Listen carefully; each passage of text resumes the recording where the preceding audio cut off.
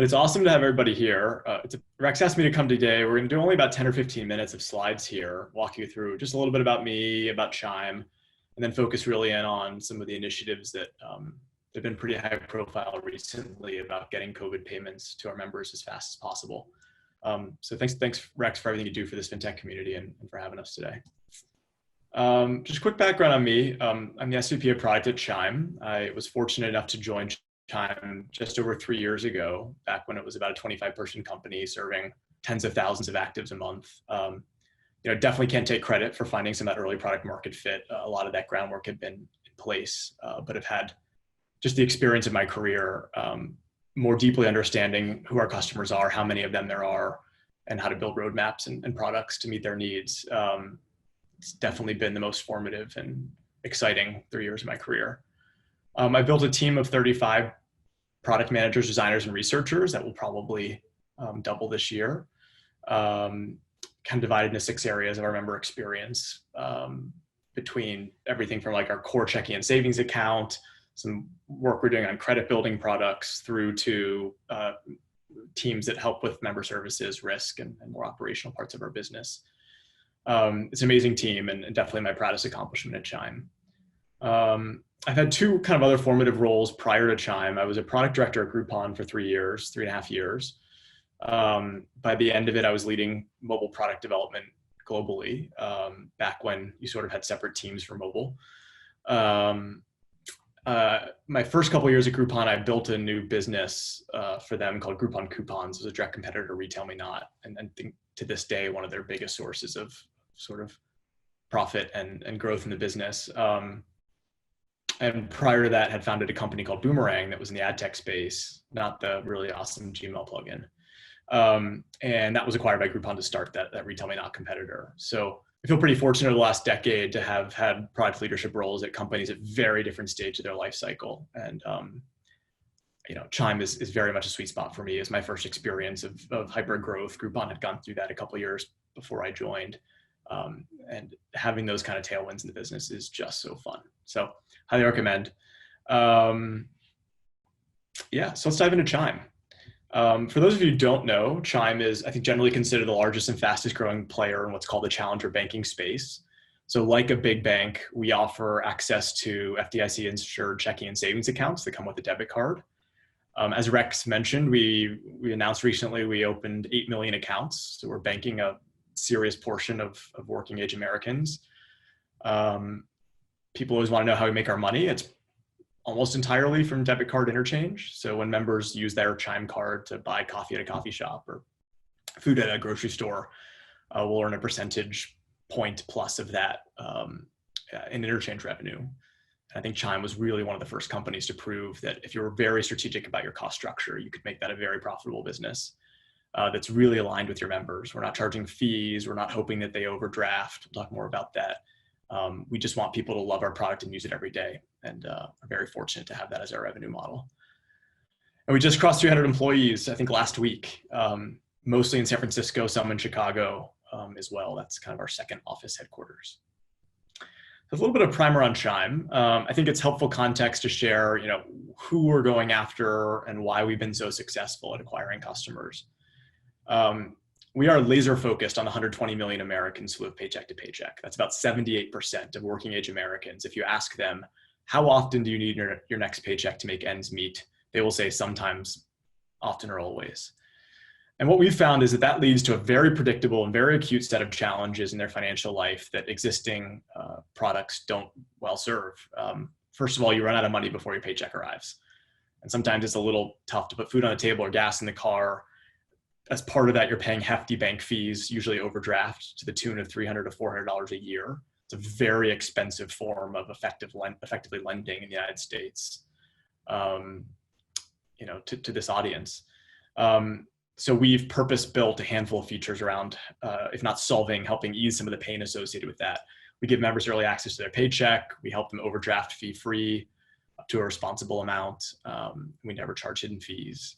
That alone, I think, makes Chime one of the best bank accounts for this audience. We help a lot on building emergency savings. It's a real challenge when you're living paycheck to paycheck, but even more important, that you have some money to fall back on. We've helped our members save hundreds of millions of dollars over the years through automatic savings features. We had a high interest savings product that we launched. Unfortunately, those rates have come down with the recent crisis. We're shifting our focus to think a lot about credit. What can happen when you're living paycheck to paycheck is you get behind paying one or two of your trade lines. Maybe it's a student loan or a low limit credit card. And if that happens, you'll find yourself in subprime territory overnight. So that's not just important for accessing loans and other financial services, but even some employers and landlords will check credit score. So we're working on something exciting there that we'll announce later this year. And then long-term investing, whether it's for home ownership or retirement, is another area that sort of naturally falls by the wayside in a paycheck to paycheck world, and something that we're hoping to tackle here soon. So just to recap, this is not a niche or underbanked audience. This is unfortunately the reality for most Americans, and the reason Chime exists is to serve those needs.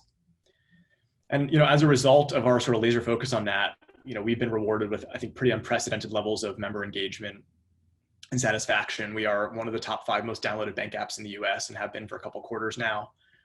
Our average members using us pretty much every day, with an almost unseen net promoter score in financial services. And that brings me to the COVID crisis. This series is kind of about how fintechs have been responding to some of the new member needs that have emerged in this environment. And I'm pretty proud of the fact that Chime was really on the front lines in helping here. And to kind of understand, what problem we were trying to solve, I think it's helpful to just review quickly the timeline of the COVID crisis and what I call the gap. So in late January, the first US case was confirmed. It wasn't until about 4 to 6 weeks later that you started to see major disruptions to economic life. California issued a statewide shelter-in-place order. It was one of the first states to do so on the 19th, and then things really started happening. On the 21st, we broke an unfortunate record. 3.3 million Americans filed for unemployment in a single week. The previous record was more like 600,000 or 700,000 back in 1982. And so it was clear this was unprecedented in scope and sort of scale. And then Congress responded fairly quickly a couple days later by passing the CARES Act. The CARES Act had many components, but it included a consumer stimulus payment to help all these uninsured or unemployed folks with basic spending for rent and food and healthcare. The problem was that the Treasury was not expected and did not disperse any of those payments until mid-April, almost a month later, and thought that they would be doing so potentially through September, depending on how many paper checks they needed to mail, because the Treasury can only mail about 5 million checks a month. So this created a huge challenge for our members. And we started seeing in our data, we certainly heard it in the verbatims. Our members faced 1 to 2 months between losing income and getting help. Obviously, unemployment was kicking in and starting to help. The CARES Act makes that more generous, but states were having very long delays in processing that. And there was just a crisis on the ground in everyday America around having income. And so we challenged the team, how can we give our members early access to these economic stimulus payments that we know are coming, and do so without taking untenable risk? The minimum stimulus payment, if you're making under, I think it's $75K a year as an individual, is $1,200. Fronting $1,200 is a lot of money at the scale that Chime's operating at. And we were really pushed in this, I have to say, by Mark Cuban. If you guys haven't been following him in this crisis, he's really been on the front lines of trying to get business and business leaders to think about really innovative, fast ways they can make life easier for the people who are affected by this. Chime signed a big partnership with the Dallas Mavericks. It's one of our big brand investments for a whole bunch of really interesting reasons. And so Mark was just bombarding us with emails about Chime ought to be on the front line of this. And it was obviously something we were already thinking about, but he was a great catalyst in this and a fun part of the story. And so we sort of, starting in mid-March, put together a cross-functional team. There's probably 30 people involved heavily in this, working nights and weekends to try to figure out how we were going to make these stimulus payments available early. There's a big work stream around what I call business development, government affairs, and research, just trying to understand exactly who qualifies for these payments, how those payments will be made, whether or not the destination for those payments can be changed. That would obviously affect our risk. And a whole bunch of other research questions. There's probably a couple dozen in total. And we were on the phone with regulators, state representatives, state senators, other like fintech partners in the space, the TurboTaxes and Intuits of the world, just trying to understand how this was all going to go down. And every week the Treasury would release a press release with a little bit more information, and sometimes it would contradict what we had heard before. It's a very stressful, just information gathering phase during the crisis. Was just an interesting element of that. Product and engineering teams immediately started working on how we'd actually affect early access to these funds. Chime's not a lender. We don't have a lending capability. So how could we possibly do this in weeks, not months or years? We have a risk team and a whole bunch of credit analysts that are thinking about what potential losses we would incur and how to mitigate those to a responsible degree. Obviously, our compliance team was on the phone around the clock with our bank partners who issue our accounts to figure out how we could do this without running afoul of regulations. I mean, this is almost in a nutshell the challenge of building product in fintech. Is that you have all these different considerations, not to mention member services and marketing and PR and a whole bunch of other areas that were involved. They have to come together and work seamlessly for any product launch. And this is something we're trying to do in weeks. And that's, when we sort of settled on SpotMe. I mentioned in an earlier slide that one of the key challenges that our members face is running low on cash before payday. And so they pay tons of money in overdraft fees. So we had launched one of the first fee-free overdraft services. It allows our members to overdraft up to $100, depending on income and a couple other risk factors, completely free of charge. This is a massive differentiator for Chime. It's become a really just interesting part of our story. And this essentially allows people to, pull forward some spending from their next paycheck by going negative on their account without a fee. And so we realized that we had here the obvious sort of solution to giving members a bunch of purchasing power if we needed to, without doing anything like lending. And so we decided to sort of use this feature that we'd really just fully ramped, probably 4 to 6 months before, maybe 6 months, 8 months before, to affect this change. And so Chime became the first US fintech, including banking institutions, to offer pre-access to billions of dollars in stimulus payments. And we did this in a matter of weeks and in 3 different waves. By late March, we had really zoomed in on enough understanding of who was going to get these payments and how they need to be paid to provide full access to a test group of users. So we provided $1,200 of essentially incremental SpotMe limit to 1,000 members randomly selected who had their tax returns direct deposited into Chime. That was kind of how the Treasury was going to know where to send these payments.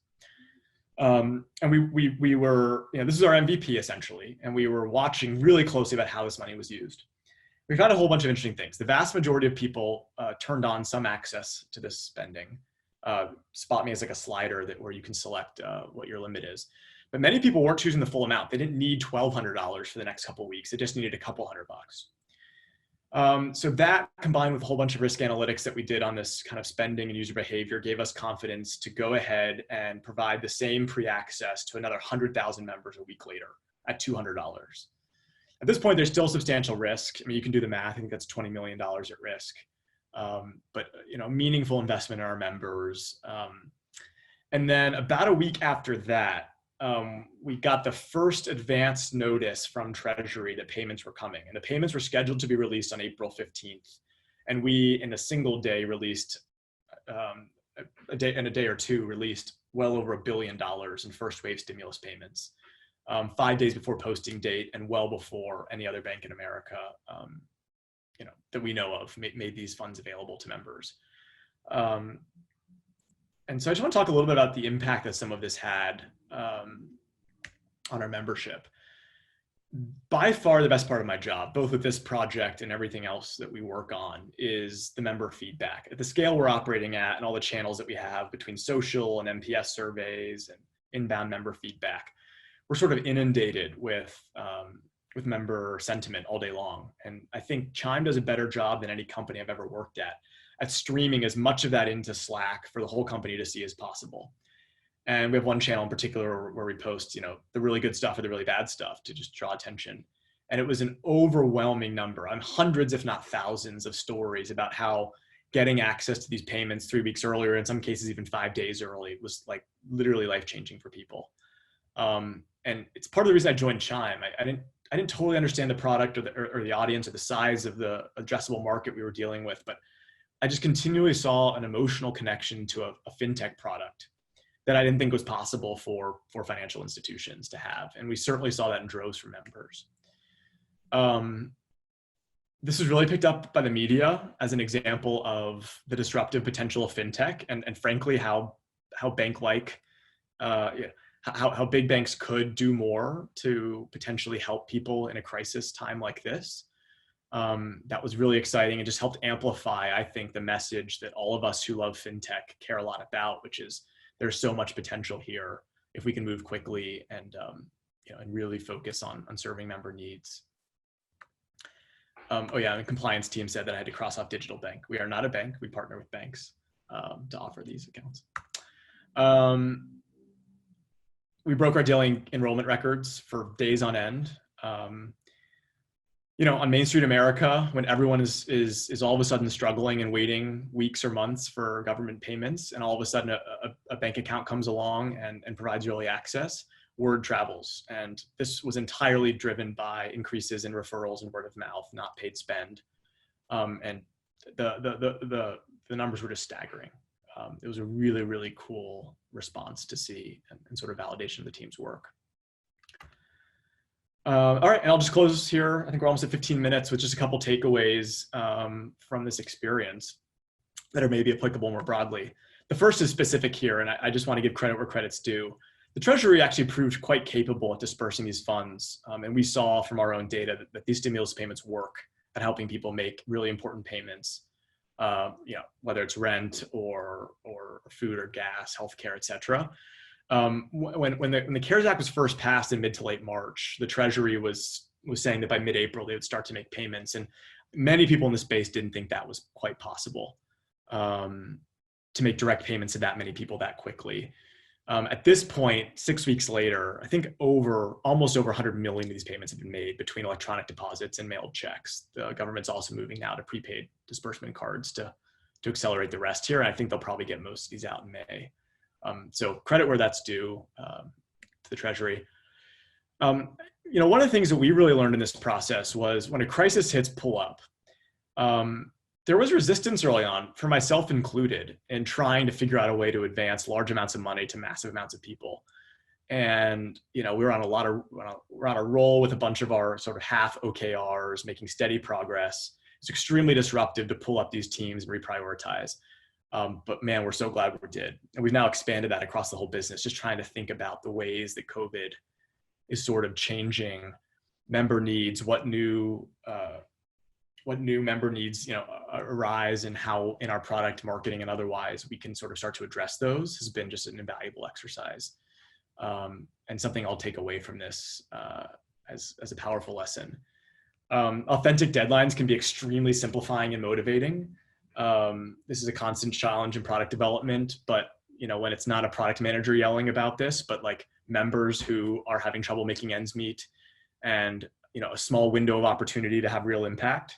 Like, I was so proud of the crazy hours and ways that we band together, particularly in a remote environment where we were not able to sort of be together in war rooms and things to make this happen. It was simplifying in the sense that it eliminated a whole bunch of different options for doing this and kind of focused us on getting an MVP out, learning as quickly as possible, and using existing sort of platforms and resources to make this happen. Obviously, in all of this, we saw that solving acute member needs brings intrinsic and extrinsic rewards. I think this was one of the most rewarding experiences for me and for many of the folks at Chime, even folks who didn't work on it, just seeing the impact that we had. Obviously, the intrinsic rewards in terms of PR, in terms of word of mouth. This stuff matters. When you're solving the most important things for people, they talk about it, they tell their friends. It's good for members and it's good for business. And obviously, there's a lot of pain right now as a result of COVID and the economic crisis that's resulted, and never more opportunity to help. And so if you're not involved in thinking through how the world has changed and what those acute needs might be, I encourage you to pull up and do that.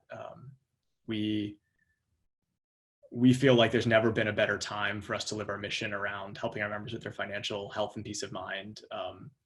And as scary as this is for a lot of folks, it's just a tremendous opportunity for fintechs to have their moment, and been really proud to see the ways in which other players in the space have done the same.